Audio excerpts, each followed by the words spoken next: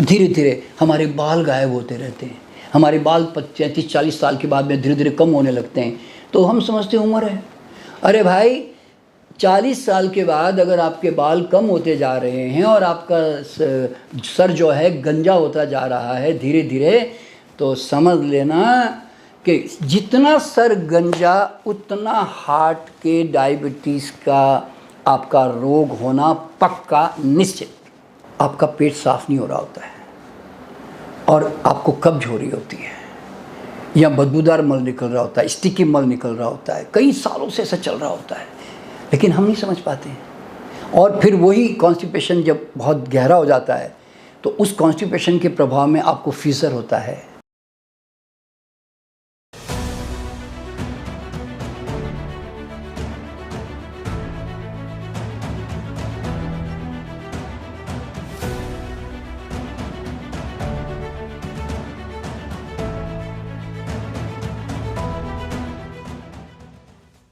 दोस्तों नमस्कार, मैं doctor NK. Sharma the awakening कार्यक्रम में मैं आपका हार्दिक स्वागत करता हूं। दोस्तों, पहले की वीडियो में मैंने शरीर में होने वाले बहुत सारे संकेतों के बारे में बताया था जो आने वाली बीमारियों की आपको जानकारी दे रहा होता है। तो अब उसी श्रृंखला को थोड़ा मैं और आगे बढ़ाते हुए मैं और भी बहुत सारे ऐसे सिम्टम्स हैं, हमारे शरीर में ऐसे लक्षण पैदा होते हैं जिससे हमें बड़ी बड़ी आने वाली बीमारियां बहुत पहले से जो है पता चल सकती है, लेकिन हम चूंकि उसके ऊपर ध्यान नहीं देते तो उसके कारण फिर हम जो है बीमारियों में फंस जाते हैं। तो आइए मैं अब थोड़े से और संकेतों की चर्चा करता हूँ। सबसे बड़ा जो महिलाओं में जो चेंजेस आता है ना दोस्तों, उसके ऊपर आप ख्याल रखना कि उनके मासिक धर्म में सबसे बड़ा परिवर्तन आता है। वो रेगुलर ना होकर वो इरेगुलर होने लगता है, या तो कम मासिक धर्म होंगे या उनको अधिक ब्लीडिंग होने लगती है। दोस्तों, महिलाओं के लिए एक सबसे बड़ी बात क्या मालूम है, उनको एक 5वां मल निष्कासन का मार्ग मिला हुआ, यानी कि टॉक्सिक एलिमिनेशन के लिए। इसीलिए महिलाएं जो है थोड़ी सुरक्षित रहती इस मामले में। तो यही ब्लीडिंग को अगर आपने जाकर रोक दिया, यानी कि दवाओं से रोक दिया और आपने कारण ठीक नहीं किया और आपके डॉक्टर भी नहीं जानते, आप भी नहीं जानते कि क्या करें, तो आप क्या करते हो, दवाओं से उसको रोकने का प्रयास करते हो। दोस्तों, जैसे ही आपने मेंसेस को रोका ना, तो समझ लेना कि आपने अब या तो ब्लड प्रेशर, यानी तो ट्यूमर्स, यानी तो स्किन डिसऑर्डर्स, यानी तो जॉइंट्स पेन, यानी तो माइग्रेन कि आपने नींव मजबूत कर दी। ब्लीडिंग क्यों हो रही है इसका कारण आप नहीं जानते, इसलिए आप निकालते भी नहीं। तो कारण मौजूद है तो डेफिनेटली बीमारी को तो आना ही है ना भाई, आज नहीं तो कल। तो इस तरह से हम अपने शरीर की भाषा के विरोध में चले जाते हैं।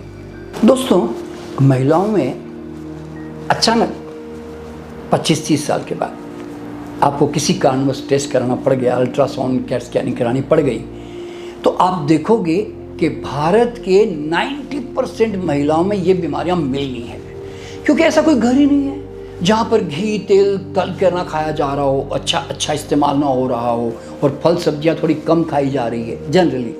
तो इनके अंदर गाल ब्लैडर की पथरियाँ मिलेगी और फाइब्रॉइड मिलेगा, सिस्ट मिलेगा, या कहीं ना कहीं शरीर में गांठें मिलेगी, लेकिन हम इनको नहीं समझ पाते हैं और हम क्या करते हैं, गाल ब्लैडर ही निकाल के फेंक देते हैं, हम फाइब्रॉइड को ही निकाल के फेंक देते हैं, और यानी तो हम सिस्ट को ही निकाल के काट के फेंक देते हैं। तो उससे क्या होता है, जैसे ही आपने गाल ब्लैडर, फाइब्रॉइड और आपने इस ओवरीज निकाल के आपने फेंकी या अपनी गांठें आपने निकाली, तो आपने बड़ी बीमारी की नींव अब पक्की और मजबूत कर दी। अब आपको बड़ी बीमारी में आगे जाना ही पड़ेगा, ये उसका नियम है। क्यों? आपने तो कारण जाना भी नहीं, निकाला भी नहीं, तो फिर शरीर तो आज नहीं तो कल तो बोलेगा ना उसके बारे में। तो इस तरह से महिलाएं जो है ना, इस तरह से अनजाने में बहुत बड़ी बड़ी बीमारियों में घुस जाती है। दोस्तों, आपके बालों में जो है ना डैंड्रफ हो रहा होता है। अब जानते हो डैंड्रफ क्या होता है? डैंड्रफ का रूसी का मतलब ये होता है कि आपके खाने में तला हुआ तेल घी का अच्छा इस्तेमाल हो रहा है और आप कोई फैटी चीज़ खा रहे हो, और तो वो बॉडी जो है स्किन से उसको रिलीज़ करने की कोशिश कर रही है। डैंड्रफ क्या है? यही तो है डैंड्रफ, के एक्स्ट्रा कोलेस्ट्रॉल बॉडी में डेवलपमेंट हो रहा है। लेकिन आप उस चीज़ को नहीं समझ पाते हैं और बढ़िया ऑयल ला ला के ना मालिश करते रहते हैं। उससे कुछ नहीं होने वाला, ध्यान रखना। अल्टीमेटली तो कारण निकालना पड़ता है हर बीमारी का। और इसी तरह धीरे धीरे हमारे बाल गायब होते रहते हैं। हमारे बाल 35-40 साल के बाद में धीरे धीरे कम होने लगते हैं, तो हम समझते हैं उम्र है। अरे भाई, 40 साल के बाद अगर आपके बाल कम होते जा रहे हैं और आपका सर जो है गंजा होता जा रहा है धीरे धीरे, तो समझ लेना कि जितना सर गंजा उतना हार्ट के डायबिटीज़ का आपका रोग होना पक्का निश्चित। क्योंकि गंजापन ही, किसी भी आदमी का गंजापन उसके लिवर, हार्ट और किडनी के प्रॉब्लम की सूचना दे रहा होता है।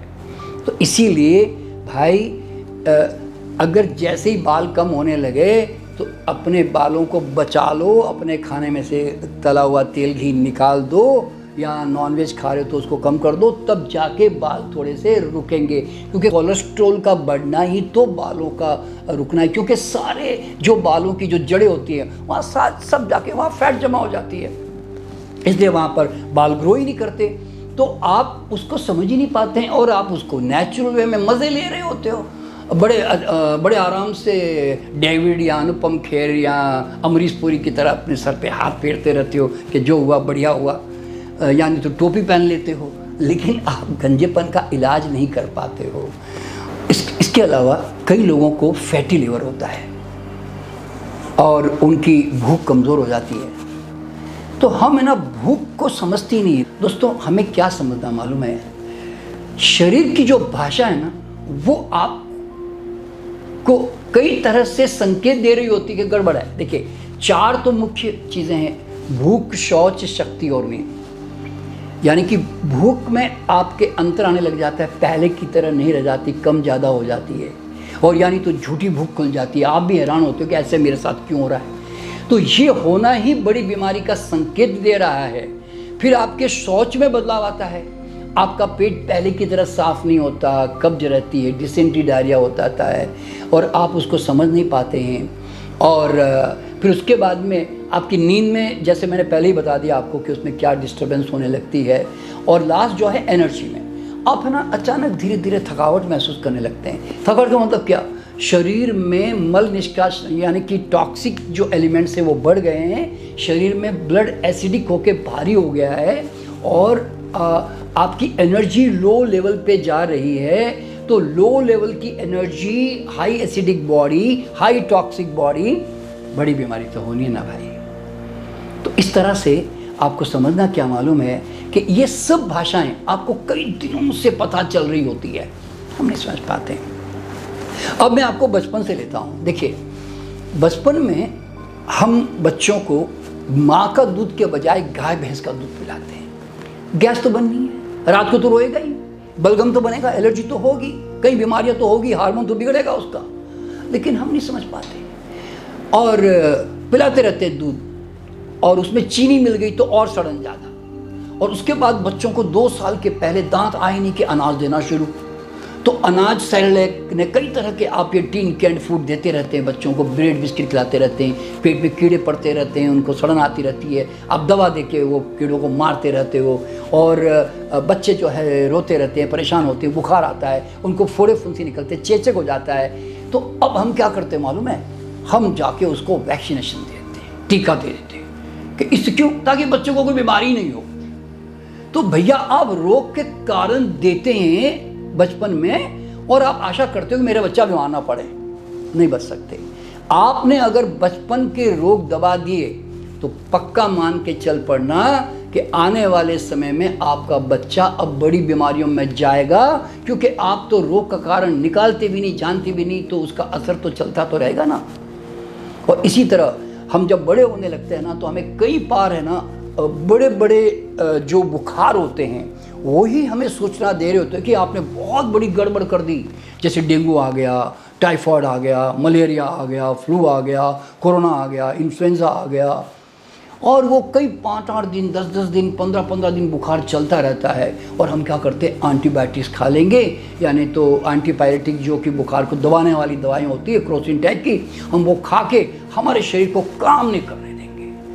बुखार ठीक आपकी शरीर की गंदगी के प्रमाण में आता है, ध्यान रखना, जितनी गंदगी उतना बड़ा बुखार। लेकिन हम कहते हैं सीधा जो हमारी सेना लड़ रही है उसी को मार के गिरा दो जी, और फिर वो जो गंदगी कहाँ जाएगी। ध्यान रखना, जो भी बुखार को आप दबाते हो ना, तो आने वाले समय में उसको बड़े बिल के रूप में चुकाना पड़ेगा। ये पक्की बात दिमाग में रख के चल पड़े।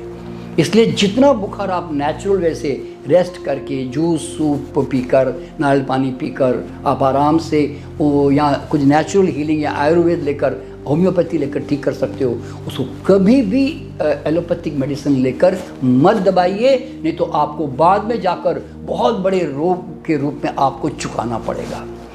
दोस्तों, लंबे समय से है ना आपका पेट साफ नहीं हो रहा होता है और आपको कब्ज हो रही होती है, या बदबूदार मल निकल रहा होता है, स्टिकी मल निकल रहा होता है, कई सालों से ऐसा चल रहा होता है, लेकिन हम नहीं समझ पाते।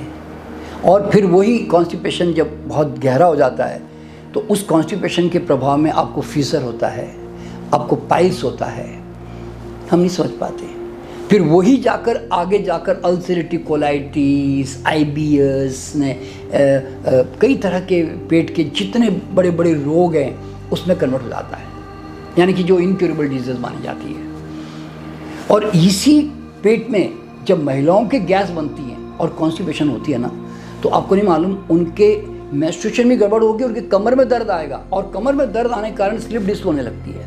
अब देखिए, कारण कहाँ का कहाँ है, लेकिन हम उस कारण को समझ नहीं पाते हैं कि गड़बड़ कहाँ से चल रही है।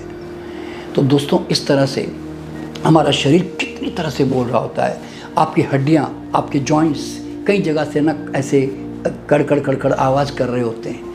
हम नहीं समझ पाते कि ऑयल कम हो रहा है, वहाँ पे लुब्रिकेशन कम हो रहा है, फ्लूइड कम हो रहा है, हम समझ ही नहीं पाते। तो इसलिए कहने का मतलब क्या है कि कितने तरह के संकेत हमारा शरीर हमें दे रहा होता है। दोस्तों, मैं तो कैंसर पे काम करता हूँ। मेरे पास जितने कैंसर के मरीज आते हैं ना, उन सब की, और ख़ास करके महिलाओं के अंदर क्या हिस्ट्री होती है मालूम है? उनको गॉलब्लैडर का स्टोन था, निकाल दिया, फिर कैंसर हो गया। फाइब्रॉइड था, निकाल दिया, फिर कैंसर हो गया। सिस्ट था, निकाल दिया, कैंसर हो गया, मतलब ब्रेस्ट कैंसर हो गया, और भी कई तरह के कैंसर। तो कैंसर ऐसे नहीं होता, आपके छोटे छोटे कारण आप जो है समझ नहीं पाते हो। तो इस तरह आप जितने आप इस तरह के जो उल्टी, दस्त, बुखार, फोड़े, फुंसी, इन जितना आप इनको दबाते रहोगे ना, तो आने वाले समय में आपको बड़ी बड़ी बीमारियों के साथ जुड़ना ही पड़ेगा, क्योंकि ये यूनिवर्सल लॉ है, ये नियम है। तो दोस्तों, इस तरह से शरीर कितनी सूचना देता है आपको, आपके शरीर के माध्यम से। एक बात कभी भी ध्यान में रखना, शरीर सच, आप झूठ। शरीर हमेशा सच बोलता है, और शरीर हमेशा हर एक एक्शन रेमेडियल एक्शन करता है, यानी कि शरीर का हर एक क्रिया उपचारात्मक क्रिया है। वो आपको मारने के लिए नहीं करता। शरीर कोई भी क्रिया है ना, आपको बचाने के लिए करता है। तो इसलिए आपको अपने शरीर को समझना पड़ेगा, उसके संकेतों को समझना पड़ेगा, तभी जाकर आप आने वाली बड़ी बड़ी बीमारियों से आप लोग बच सकते हो। नहीं तो आप शरीर की जितनी आवाज़ को आप नकारते रहोगे, नेग्लेक्ट करते रहोगे, दवाइयों से दबाते रहोगे, तो भैया भविष्य में बड़ी बड़ी बीमारियों के साथ जूझना ही है, और जूझ कर अपना पैसा भी बर्बाद करना है, शरीर भी बर्बाद करना है, परिवार को भी दुखी करना है, और जीवन को जो आनंदमय बना सकते थे, स्वस्थमय बना सकते थे, ऊर्जावान बना सकते थे, और सब सपने में रह जाएंगे आपके। तो दोस्तों, इसी सूचना को देने के लिए मैंने ये वीडियो बनाया। तो थोड़ा सा आप अपने शरीर के संकेत की तरफ ध्यान दीजिए, क्योंकि वो आपको बोल रहा है कि क्या गड़बड़ हो रही है, लेकिन हम उसको समझ नहीं पा रहे हैं। ठीक है, तो चलिए मैं आपसे मिलता हूँ फिर अगले वीडियो में एक नया विषय लेकर।